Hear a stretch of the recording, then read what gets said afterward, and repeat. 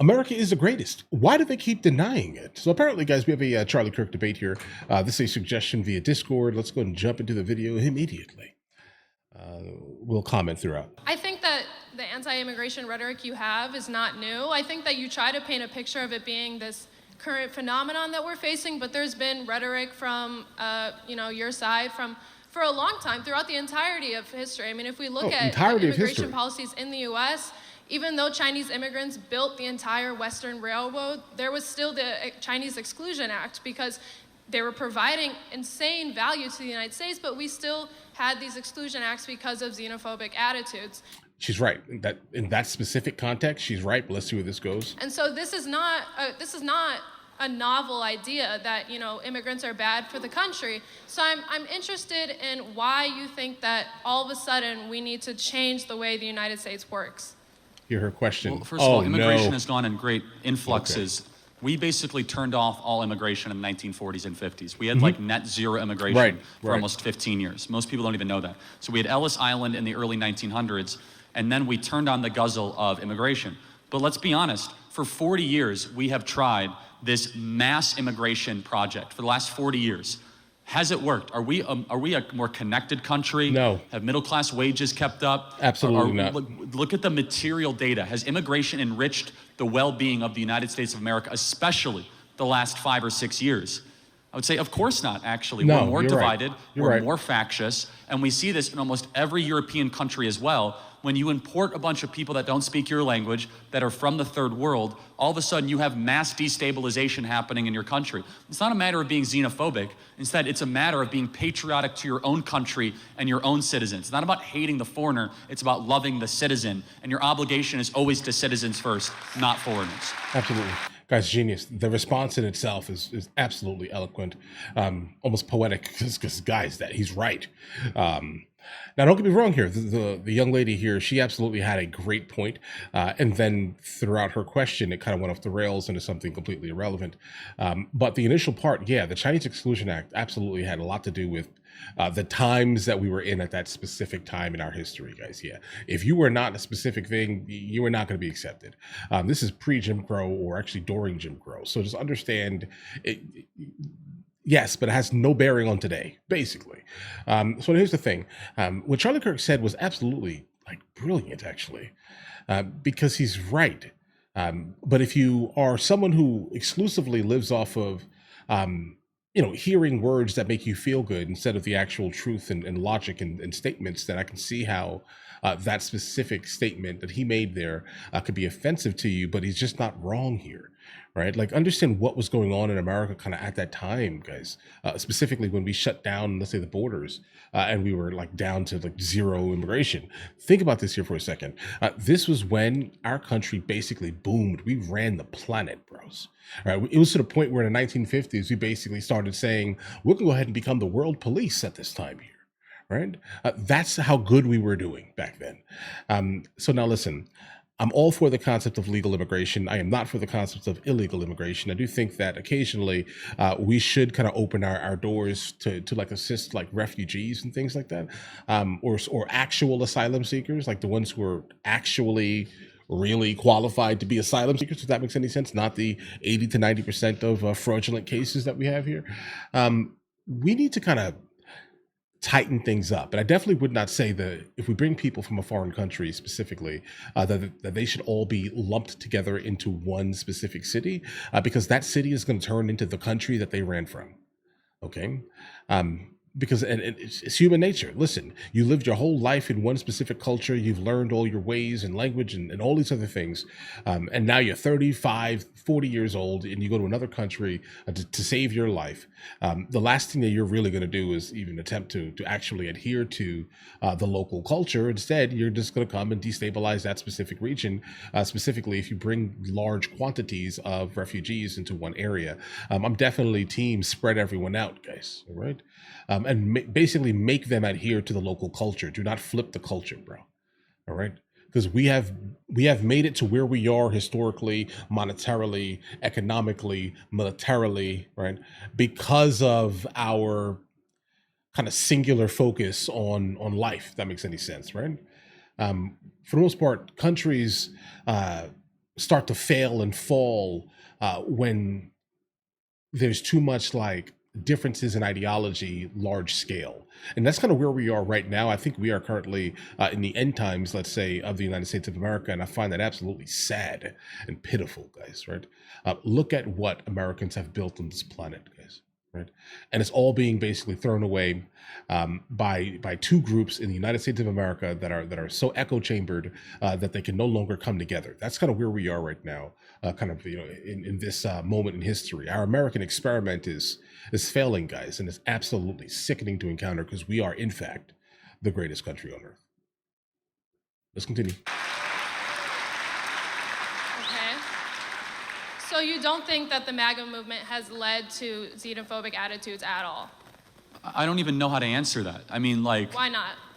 Well, because you have to first define what you mean by xenophobic attitudes. I mean, just like you said, I mean, we're living in a divided world. You don't think Yes. that comes from people being anti-immigration? No, I think it's the opposite. I think when you allow a bunch of people that aren't native-born Americans too quickly with no checks, no background, no idea who they are, and flood them into your towns, definitionally, diversity is not a strength when it comes to local community ties. If you don't use it. Well played, If you don't guys. use it, Well I don't know played. that you're committed to finding its strength. Hold on, no, explain this to me. This is a good question. Yeah. What country has ever grown stronger the more divided it's been? None, but I'm not saying Yeah, that that's we the have point. to get Yeah, more they all divided fall. No, via but They diversity fall. definitionally will divide you. Unity unifies you. You notice they never say unity is our strength, they say diversity is our strength. In fact, just so we are clear, there is nothing racist or xenophobic to say that you want your kids to be around people that speak English. There's nothing racist to say that. It actually means that you want to be able to communicate with your neighbor. There's nothing racist and xenophobic to say, for example, we don't want to import people from a far off distant land that don't share Western values, that don't treat women the same, that don't have the same respect for freedom of speech. So what we see is the unraveling of the United States of America because a country is again, just like undoubtedly, it is the people that inhabit it. So you have to be very careful what people you allow into your country. Sure, Some but I of think the that people. what you're talking about, this like mass shift in American culture is like not happening. I think you're fear-mongering. And also, I think that the United Is she States blind? forever has been a mix of culture. I don't really know like where you can point to a time in the US history that hasn't included immigrants in its culture. Again, from the 20s to the 1920s and 1960s, we had very little immigration in this country, nearly 40 years. In fact, that is what largely led to us becoming a world superpower in the 1950s, is we felt... We had the Bracero program back then where we That's brought not in the same tons of thing. laborers from the That's from not the Mexico same to the thing. United States to work in agricultural, and that's how we fed the United States. So I really... Yeah, bro, she's like playing a game of exceptions, like the Bracero program. Guys, that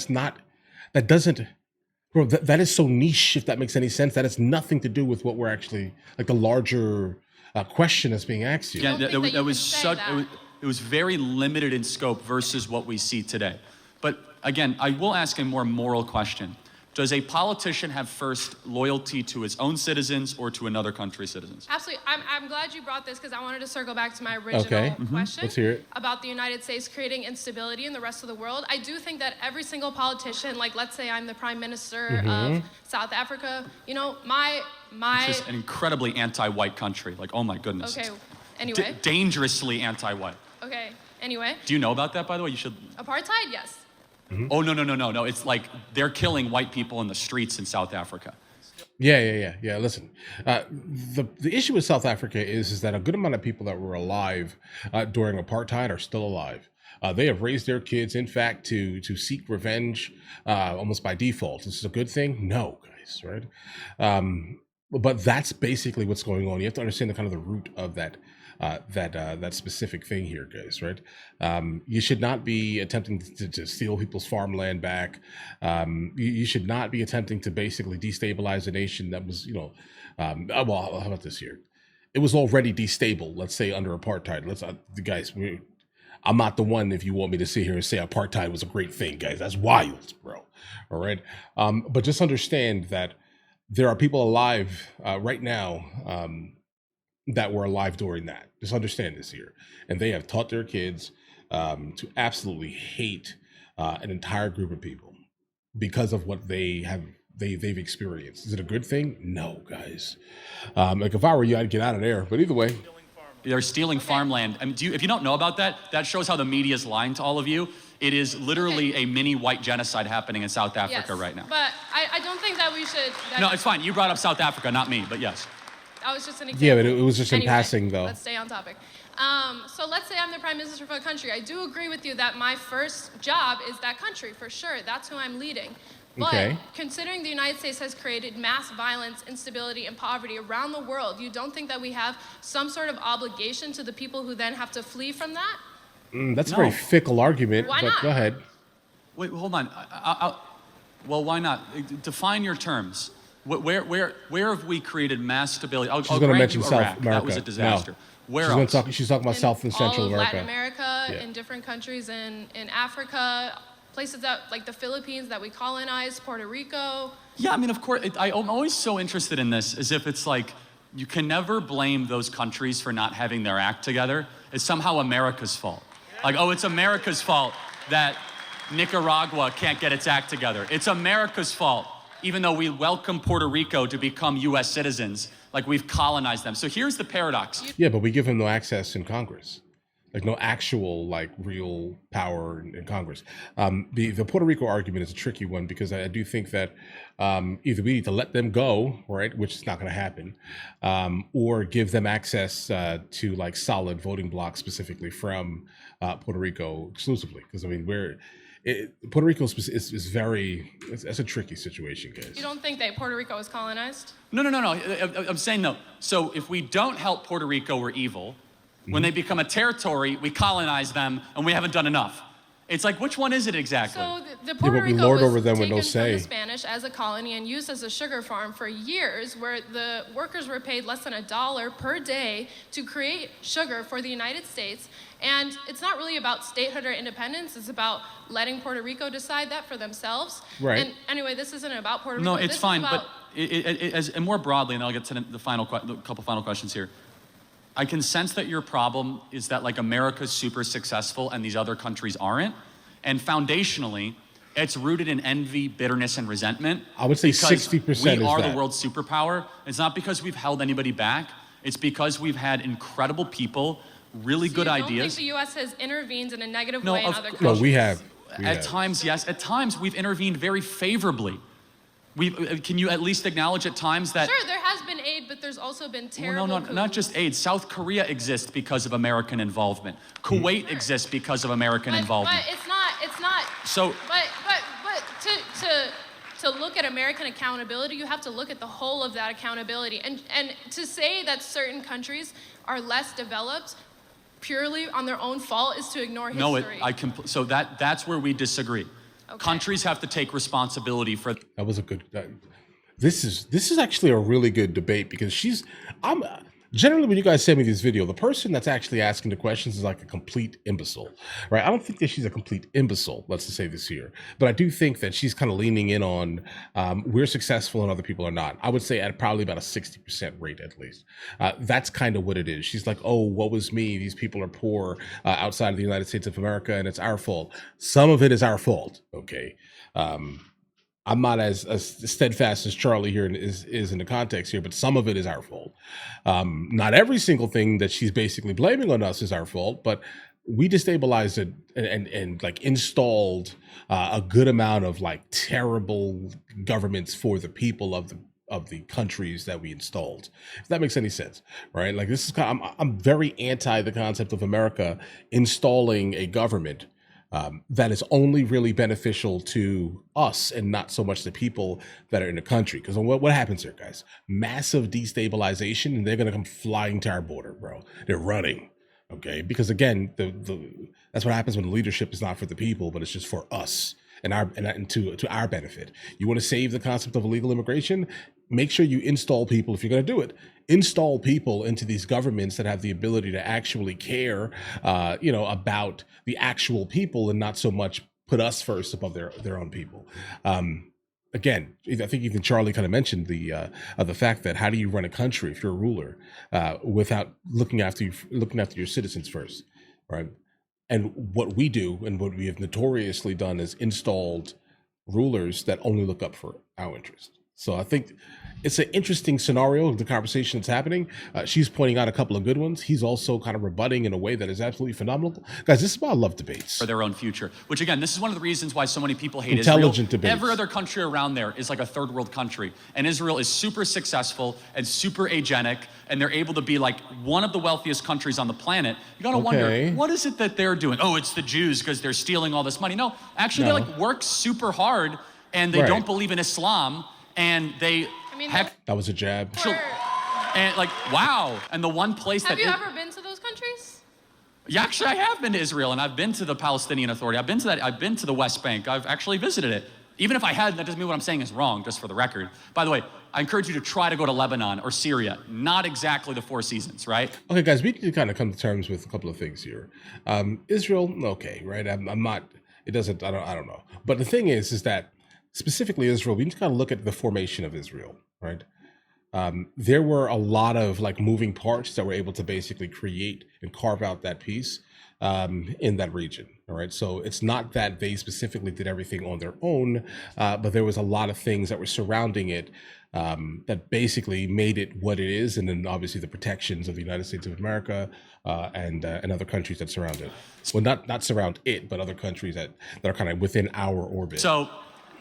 And you don't think that U.S. intervention has anything to do with that? Partially, but again, to blame the evil U.S. intervention for every single problem is at its core intellectually sloppy. I don't think so, because the United States has two times the military of the rest of the world. It has been in our DNA to intervene in a military way in other countries. So to say, I mean, I know you believe in... So I want to try to square this all together. I got to get another question, just to make sure I'm clear.